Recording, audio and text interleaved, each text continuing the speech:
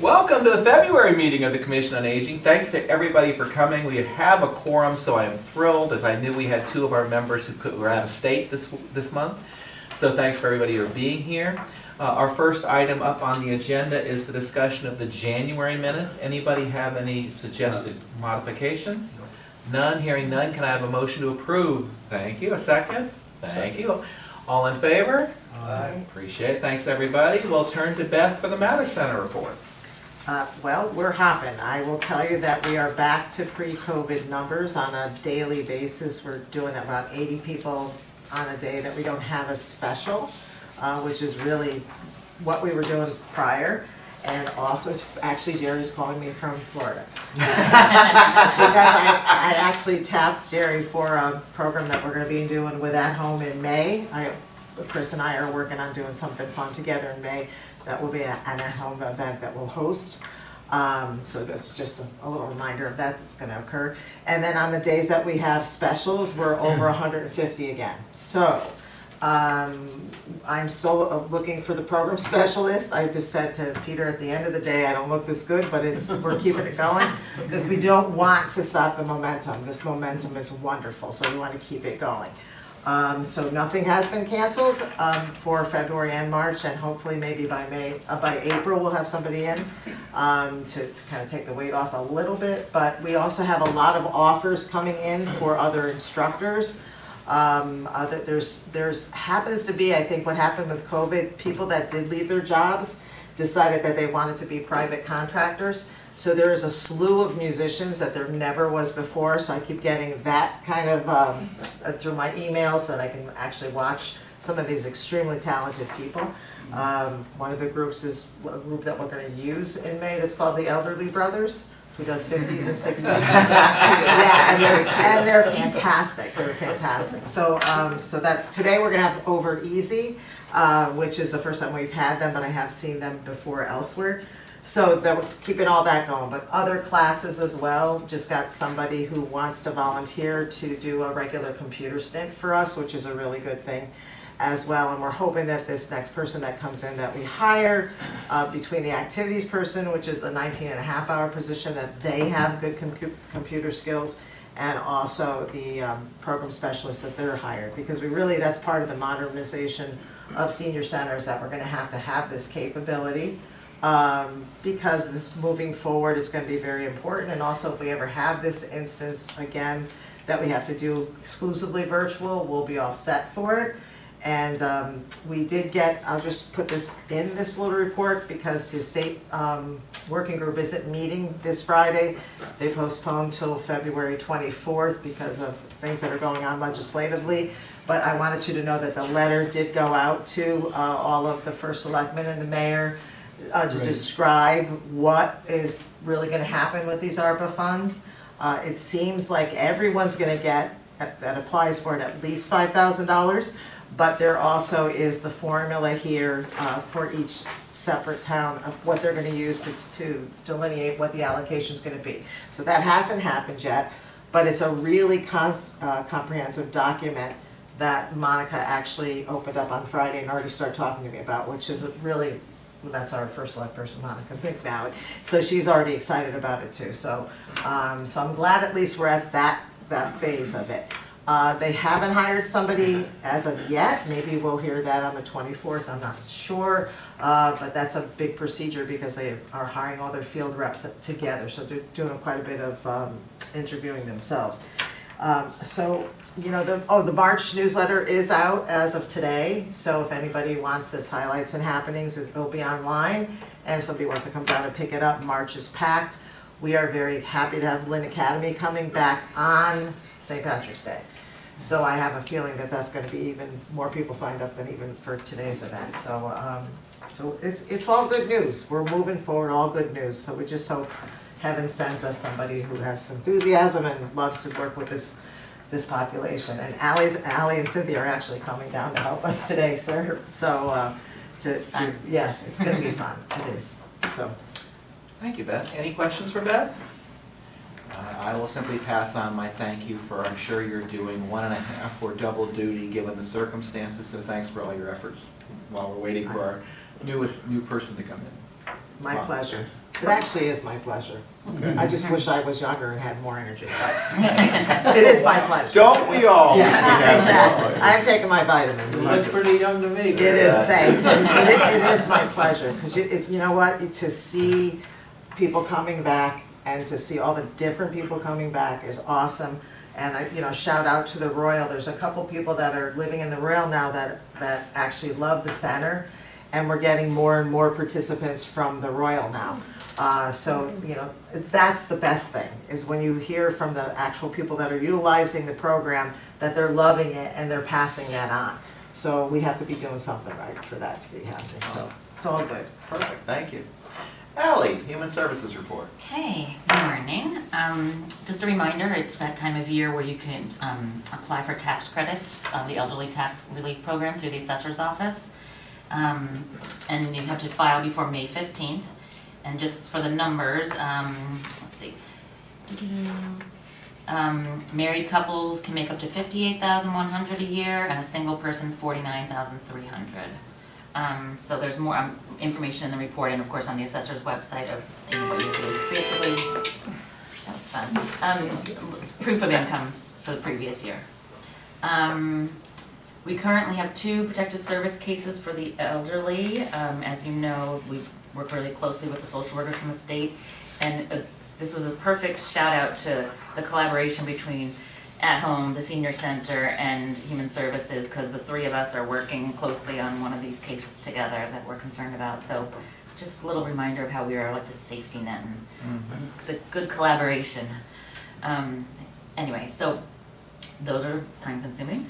And then the usual Operation Fuel continues on. Remember, the income limit is much higher. It's for moderate income people. They can get up to $1,000 towards their heating or electric bill in this series, and then again in the next 6 months they have another in that series program. And we have been getting a lot of calls from clients, low income, not just low income actually, but every about their EverSource bills. And one thing, and I personally did it, and if you aren't aware of it, it's Energize CT, that you can change your supplier, and my bill this month went down $80. Nice. So we're telling all of our clients, because a lot of people don't know about that. So it went from like 24 cents, EverSource just skyrocketed, right? From 24 cents per, I think it's kilowatt or something. And the one that I happen to go into is 15 cents, but there's options out there, but everyone should look into it, because it's going to be, and especially people like over at the Heights, they have electric heat. So, not good. Anyway, so it's Energize CT. And then, just the usual, nothing else. The low income, the energy assistance, we are seeing an increase in people applying for energy because of the prices of oil and electric. And our loan closet, we have people, I feel almost every day coming in to use the loan closet, which is great. And I think once people hear about the resource, spread the word that we have walkers, transport chairs, canes, crutches, not commodes unless they're brand new, because we don't want those back. But we have all that, and it's great, especially people having surgery. They can just temporarily use it and happily get rid of it as soon as they're done. We accept donations, so it's really, we've seen an uptick in people using it. So, and that's about it. Very cool. I just want to add, we're putting on the Constant Contact the link to energizeconnecticut.com, so people have the ease there's a little article there, and so they have the ease of doing it right online from there. And then I have handouts too, because some of the seniors themselves have been wonderful about advertising this. Yeah. But you can look it up, and where it was years ago is that every month it would change, which was really difficult. Now you can hold a price for a period of time, which is much better, because then you have to be watching it constantly like you're watching the stock market. That's why I never did it before, but this time now, my sister who happens to be a lawyer did her research, and so since she said it was okay, you can get out of these contracts now. You're not like locked in for 3 years necessarily, and for like no penalty. So it's different. And I remember there was some fraud going on with some of this stuff at one point too. Right. Well, that's why you have to go through the form, the Energize CT website. It's a state website. So that's the big point here, is that people should definitely use that website, because this the energy thing for a while there was a scam, where people were getting scammed based upon this kind of thing. So definitely follow that link. Yeah, and Energize CT. Stay safe with the Connecticut authorized folks. Exactly. And then the other caution would be, Energize don't just CT. automatically assume it every month, look at it. Oh, yes. Look at it. Because again, as we know, all of these things are subject to change. Yeah. But right now, it's a very good offer. Yeah. Fantastic. Yeah. I'm just looking exactly what it is. I should have brought this EnergizeCT.com. Yeah. Awesome. Perfect. Great tip, Ally. Energize Any other questions for Ally? Yeah. Hearing none, thanks so much. So our main topic on our agenda is House Bill 5917. Now, we have sent this out, what? No. Chris Jones gets to come after our agenda. Chris, I love you to death, but nevertheless, our agenda comes before new business or old I'm more business. interested in House Bill 5917. Okay, there you go. Thank you, sir. Okay, because last time we let Chris move ahead because he had to leave. Yeah. Right, so I'm glad to do that. When Chris has to leave, you don't have to leave today, though, do you? No, I'm good. Okay, thank you. All right, we're good. House Bill 5917, we have put this out to the commission ahead of our meeting, okay? We will give this to our secretary so that everybody can read it. But obviously, as people can see from this very sizable bill, there is no time to read this, otherwise TV 79 would not be thrilled with their 3-hour broadcast. So, as a result, I am going to read the letter, though, from AARP in support of this bill so that people on TV 79 can see what it's all about, okay? This letter is from Anna, and I'm going to sure you know the pronunciation. Doragazi. Thank you, Doragazi. Thank you, Peter, of the AARP Connecticut, okay? She addresses this to Senator Cohen, Representative Lamar, ranking members, and distinguished members of the Transportation Committee. AARP is a nonpartisan social mission organization that is dedicated to enhancing the quality of life for all as we age. We have a membership of nearly 38 million nationwide and nearly 600,000 in Connecticut. We support House Bill 5917 because older adults and people of all ages deserve to live in communities with safe streets. The proposals included in this bill will address two important causes of traffic-related injuries and deaths: dangerous driving and infrastructure that encourages vehicle speed over the safety of all road users. Older adults are not the most at-risk demographic on the road, but when they are in crashes as drivers, passengers, pedestrians, or cyclists, they are more likely than other age groups to die or experience catastrophic injury. The number of motor vehicle deaths involving drivers and other road users over age 65 has increased 20% in the last decade, and a growing percentage of older adults killed in motor vehicle crashes are bicyclists and pedestrians. 55% of all pedestrian deaths in Connecticut last year were people over the age of 55. Larger vehicles, increased speeding, reduced enforcement, and a lack of safely designed streets and sidewalks all contribute to these preventable deaths.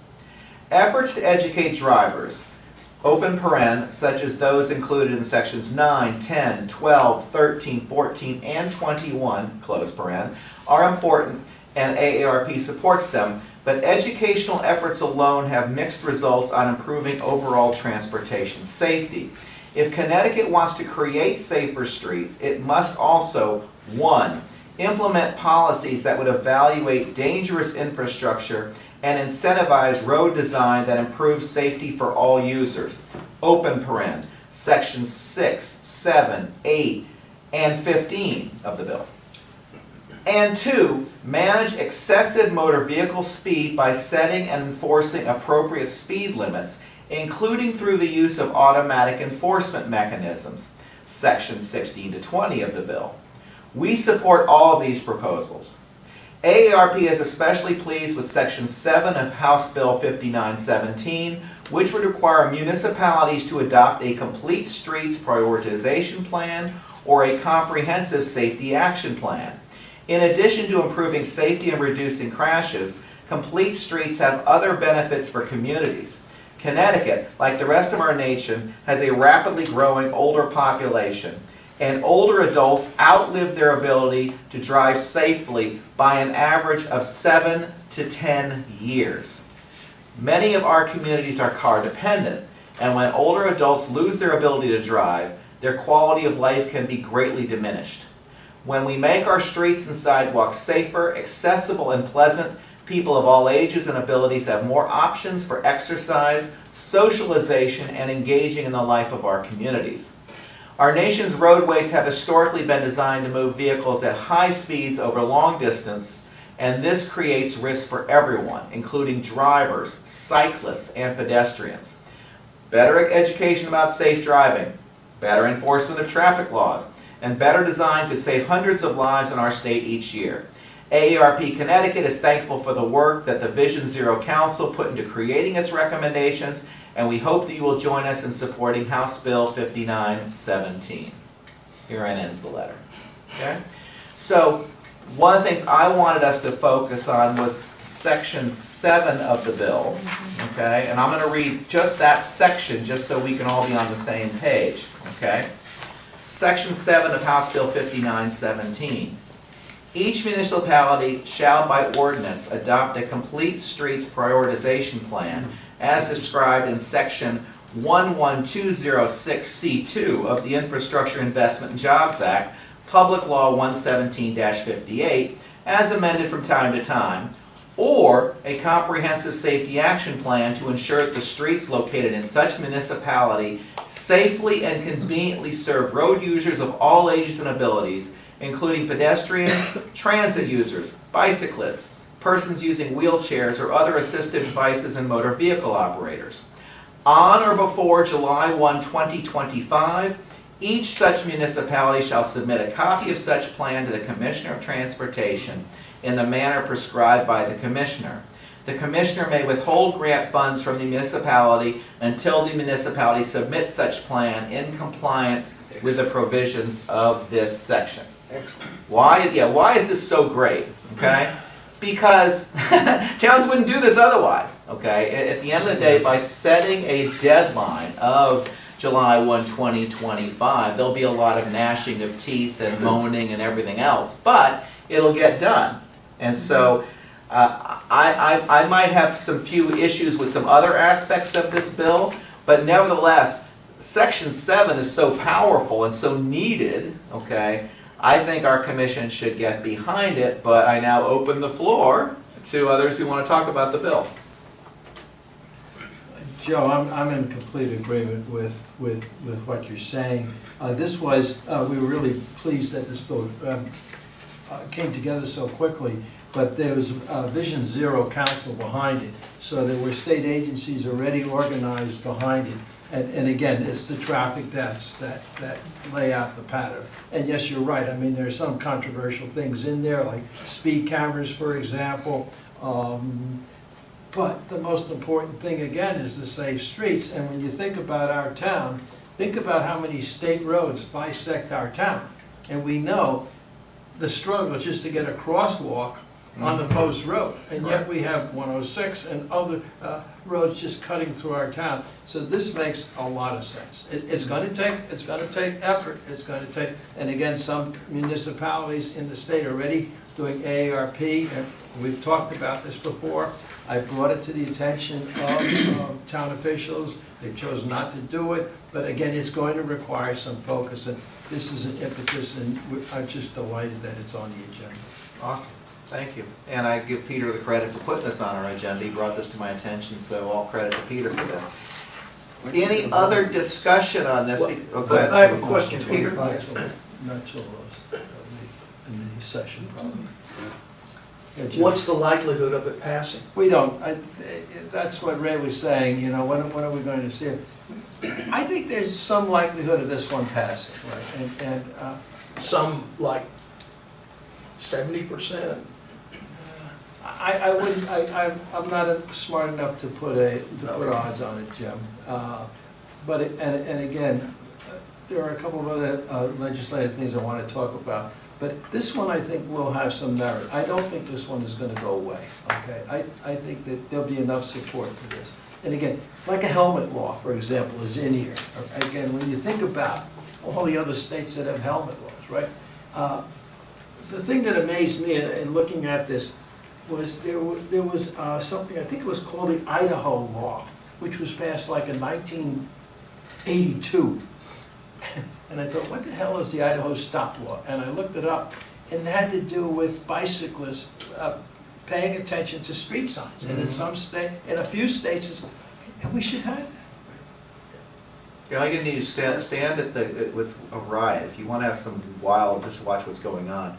Go on a Saturday morning at the end of Rings End Road and just stand there and watch the cyclists blow through that three-way stop. It's insane, okay? Literally hundreds, and I'm not kidding, in the summer, blowing right through it, don't even think about stopping, right? And sadly, there has been a very serious accident there with a cyclist. But the long story short is that I would love to see that. I would love to see it enforced, because these guys gals are taking their lives in their hands, blowing through at 20 miles an hour when other people aren't paying attention, assuming that people are going to stop at a three-way. And it's been hilarious. When I've glared at these people, they've glared back like, of course I don't have to stop at a stop sign. Why would I stop at a stop sign? I'm doing my exercise. So in any event, but yeah, I agree. It would be amazing if we could see it put in and enforced, because obviously they're supposed to stop right now, but at the end of the day, they don't. Other questions, discussion relating to House Bill 5917? If none, I'd love to see a motion to have yours truly or other members of the commission be prepared to testify in favor of this bill, as well as to provide oral testimony, whether it's by video or in Hartford, depending on when it comes up. So can I have a motion to that effect? Thank you, Jim. Second? All in favor? Aye. Thanks, everybody. So we will put our shoulder to the wheel, elbow to the wheel, whichever one you prefer. Foot to the curb. That works for me too. And we'll support 5917. Which now brings me, because I know I heard other legislation that Peter wanted to talk about. Peter, you're up again on any other legislation that we should be thinking about. Yeah, there are a couple of other pieces I think that are important to the commission and, to whom we represent. One of them is going to happen tomorrow. There is a joint public hearing on nursing home reform legislation. And again, this is so important, and this one also looks like it has some traction. And just to give you an idea, what are we talking about? Raising the standards, staffing standards, from 3.0 hours per day to 4.1 hours per day in nursing homes. In other words, so if you're in a nursing home, you should, right now, you're guaranteed 3.3 hours a day. And it used to be 2. And it's way under what other states have. And so now they're going to raise Peter, it to... 3 hours of what? Pardon? 3 hours of nursing care? Okay. Right. Raise staffing standards from 3.0 to 4.1 hours of care per person per day. This is in line with the Center for Medicare and Medicaid Services recommendations and is applicable in other states. The second thing is accountability and staff enforcement. So they've had these rules in place and they haven't been enforced. And now they're going to put some, and Beth certainly knows this, they're going to put some enforcement with it. The third thing is increased transparency, okay? Because we know that nursing home chains are getting larger and larger. And one of the things they're doing, not all of them, I mean, we're blessed, I think, with some really fine nursing homes in Darien, so I'm not being critical. But there are nursing homes, for example, that charge their laundry services, that charge their lawns, that do all kinds of auxiliary things to take their profits and disguise them and hide them so that they feel that they can avoid it. And so what this is going to do, this is going to tighten up their reporting practices and procedures, and is going to hold them more accountable. And I can tell you that this is going to be, Jim, you asked about the likelihood of this happening. Yeah. This one's going to be harder fought than the Safe Streets, because we have tremendous unions fighting us and lobbyists in this. But again, you know what? With all the deaths that we had in nursing homes thanks to COVID, this finally has gotten some attention and focus. So again, this is important, and again, just follow it when you see it. The third thing is extending days of voting. The Secretary of State is pushing ahead on this, and it's probably going to be a mandated funding, which is good. So the funding will be mandated by the state. But I think we're definitely going to see an increased number of days. Don't know what it's going to be, maybe a weekend before, for example, which would be good. And also simplifying absentee ballots. And again, very important. And I mean, the state saw the effect of simplified absentee ballots with COVID. And why not continue that? The thing that's not on the table yet is other forms of voting, such as mail-in voting or electronic voting from home, which other states have and have had for years. So these are important issues. I met with Senator Duff last Friday. We had a good, long conversation. I got to tell you, he's focused on affordable housing, which again is a real challenge for towns like Darien. But again, when you listen and you look at the numbers, it is so important that we develop more affordable housing in this state. I'm meeting with Tracy Mara next week and probably Matt Blumenthal right after that. But I'm urging every one of us to do that. I mean, I'm just one person, you know what? If you're a constituent, and if you voted for them or against them, and you see them, grab a cup of coffee with them and talk to them and let them know what's affecting you. Because you know what? It works. It really, truly works. One other thing, and then I'm done, and that's the Darien Library. If I can just segue to tax aid. Last week, the Darien Library did 220 returns. We did 60 returns on Saturday. Every slot from 9 o'clock to 4 was filled. And again, you know, I mentioned last time I'm doing some work on this scrapbooking at the library. The earliest I could find was that in 1978, the Darien Library was doing tax aid. Nice. So 45 years that library has already been providing the service, not just to us, but to anyone and in surrounding towns. So again, encourage folks, if you want to get your taxes done for free, and they're fairly simple, get on the library website and get yourself registered. Nice. Fantastic. Anything else, Peter? You're on the Commission on Aging now, right? Yes. I just drove by Hollow Tree Ridge. You're tearing it down today. Blight. Oh, you're talking about the blight. Blight. I'm sorry, The sorry, the blight. blight board. Yeah. You're on the The blight board. one, so- yes, Blight. and we met just the other, last week, and we knew about that one. We've got another one we're about to cite, but, I took a photo of it on my way over this morning. Kinda Because I was stopped at the light. Only 5 years in the making. Yeah, yeah. I was tempted to do the same. yeah. Only because I'm stuck. Way down, so kind of backs up, That's it, Joe. Okay, thank you.